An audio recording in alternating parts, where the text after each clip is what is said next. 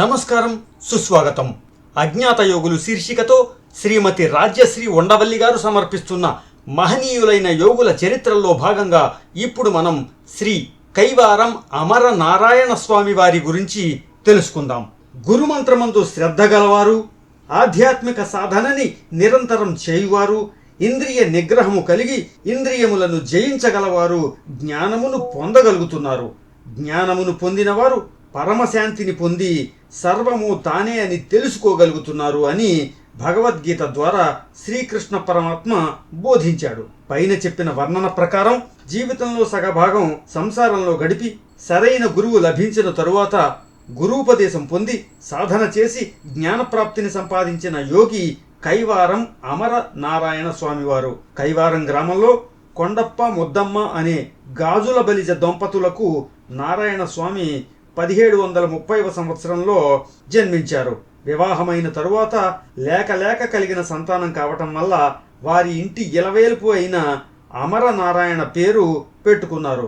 గాజుల వ్యాపారంలో గడించిన దానితోనే ఆధ్యాత్మిక జీవనం గడుపుతూ ఉన్న తల్లిదండ్రుల వద్ద పెరగటం వలన నారాయణ చిన్నతనంలోనే భారత భాగవతాలలో ఉన్న కథలన్నీ అవగాహన చేసుకుని తోటి పిల్లలకు చెబుతూ ఉండేవాడు. కొంచెం పెద్దయిన తరువాత గుడులలో పాటలు పాడుతూ భజనలు చేయిస్తూ ఉండేవాడు.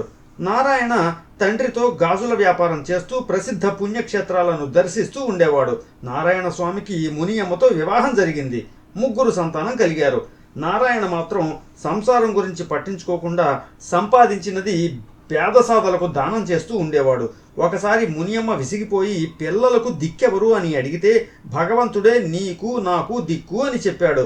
ఇంట్లో చిల్లిగవ్వలేని సమయంలో ఎవరో వచ్చి నారాయణకు తాము బాకీ ఉన్నామని చెప్పి డబ్బు ఇచ్చి వెళ్ళిపోయారు. భగవంతుడు ఆ రూపంలో వచ్చి ఆదుకున్నాడని భార్య అనుకుంది. ఈ రకంగా సంసారంలో ఉన్న నారాయణకు 50 ఏండ్ల వయసులో సంసార బంధాలు తెగిపోయే తరుణం ఆసన్నమైంది. చిత్తూరు జిల్లా మొగలి వెంకటగిరి కనుమలలో గాజులమ్మి రాత్రి నిద్ర కోసం చెట్టు కింద పడుకున్నప్పుడు పరదేశి స్వాములనే తపస్వి కనిపించి మంత్రదీక్ష ఇచ్చాడు. మంత్రం ఎప్పుడు ఫలిస్తుందని అడగ్గా గొలకరాయి నోట్లో వేసుకుంటే అది ఎప్పుడు పటిక బెల్లంగా నోట్లో కరిగిపోతుందో అప్పుడు మంత్రం ఫలిస్తుందని చెప్పాడు. నారాయణ ఆ మంత్రాన్ని మహాదీక్షతో అహర్నిశలు జపించగా కైవారంలో గల నరసింహస్వామి గుడిలో ఉన్న రాయి కరిగి కండ చక్కెర అయ్యింది. ఆ క్షణం నుంచి నారాయణకు భక్తి జ్ఞాన వైరాగ్యాలు కలిగాయి. ఆ క్షణంలోనే అనేక యోగ శక్తులు వచ్చాయి. ఒకసారి గుహ దగ్గర ఆడుకునే పిల్లలకు నారాయణ స్వామి గులకరాళ్ళు ఇస్తే అవి నోట్లో వేసుకోగానే చక్కెరగా మారగా వారు ఊళ్ళోకి వెళ్ళి అందరికీ చెప్పారు. దాంతో నారాయణని యోగి వలె మహిమలు గలవాడిగా అందరూ గుర్తించారు. నారాయణకి అప్పు ఇచ్చిన వాళ్ళు తమ అప్పు అడగాలని గుహ దగ్గరకు వెళితే వారు ఒక అద్భుతమైన దృశ్యాన్ని చూశారు. నారాయణ తపస్సు చేస్తుంటే 2 పులులు 2 వైపులా కాపలా కాస్తున్నాయి. అది చూసి వారు అప్పు అడగకుండా వెనుదిరిగారు. వేరొకరు పాము నారాయణ చేతిలోనే నీళ్లు పోయడం చూశారు. తరువాత ఊరి వారందరూ కైవారం గ్రామంలో ఆశ్రమం లాంటిది ఏర్పాటు చేశారు. భక్తులందరూ అక్కడికి వచ్చి తమ కోరికలు తీర్చుకునేవారు. నారాయణ స్వామి శిష్యులకు భక్తి జ్ఞాన వైరాగ్యాలు బోధిస్తూ ఉండేవాడు. చిన్నప్పుడు నేర్చుకున్న సంస్కృతము, భారత భాగవత రామాయణ జ్ఞానం వలన భక్తి పాటలు, తత్వాలు, శతకాలు రాస్తూ ఉండేవాడు. నారాయణ స్వామి రోజు పొద్దున్న నిద్ర లేవగానే ఆశ్రమం బయటకు వచ్చి కృష్ణ అనగానే గరుడ పక్షి వచ్చి దర్శనమిచ్చేది. నారాయణ దానికి నమస్కరించేవాడు. కొందరు పోకిరి పిల్లలు మట్టితో పక్షి ఆకారం చేసి చెట్టుపై ఉంచారు. మరునాడు నారాయణ బయటికి వచ్చి కృష్ణ అనగానే ఆ మట్టి పక్షి గరుడు పక్షిగా మారి నారాయణ ముందుకు వచ్చింది.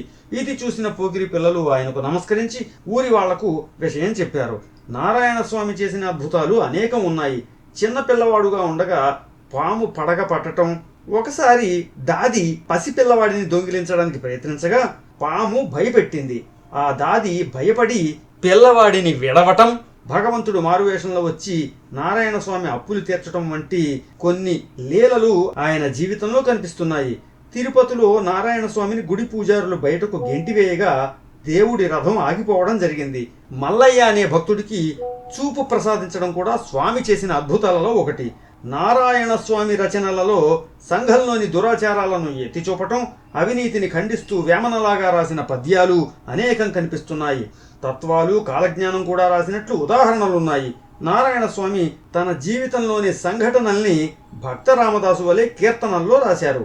నా వల్ల నా రాము లేక ఊత నా పాలి నారాయణ స్వామి పాదపూజకు తులసి వనరటు కావలంచును పరుల చేత అప్పు చేసితి వానికి అప్పు జలమై వచ్చుటరుదే ఆ విషయము లేదు అప్పులు చేరాదు అన్యుల వేడు అది మంచిదా నీకు వంటి పాటలు ఇంకా గురువైన పరదేశి స్వాముల పాదములు పట్టుకొనమని రుణబాధ తెంచవలెనని క్షీరాబ్ది పుత్రిక నీవమ్మా సిరులిచ్చి రక్షించవమ్మా అన్యుల అడుగనేరనమ్మా అని రాసిన పాటలు ఉన్నాయి.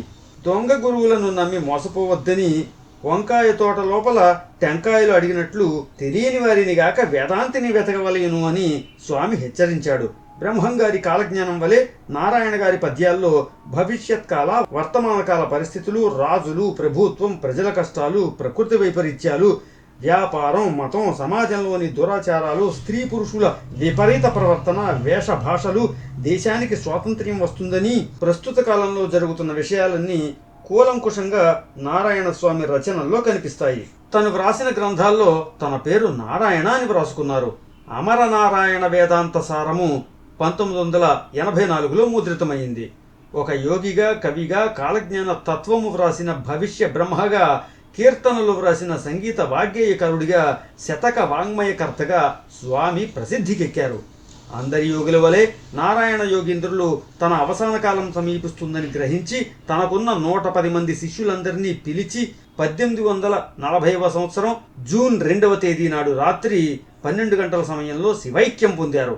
స్వామివారి శరీరాన్ని ఊరేగిస్తుండగా శరీరం చెమటతో తడిసిందని శిష్యులు గ్రహించారు.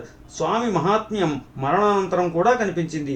ఊరి చెరువు పొంగినా శిష్యుడు ముత్తప్ప స్వామి సమాధిపై పరుండి ధ్యానం చేయగా ఊరంతా తడిసిన సమాధిని మాత్రం నీరు తాకలేదు. స్వామివారు నాటిన అశ్వత్థ వృక్షం నేటికి భక్తుల కోర్కెలు తీరుస్తూ కల్పవృక్షంగా పూజలందుకుంటున్నది.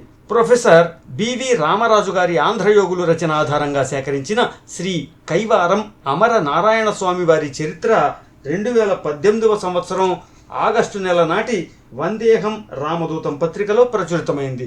నమస్కారం.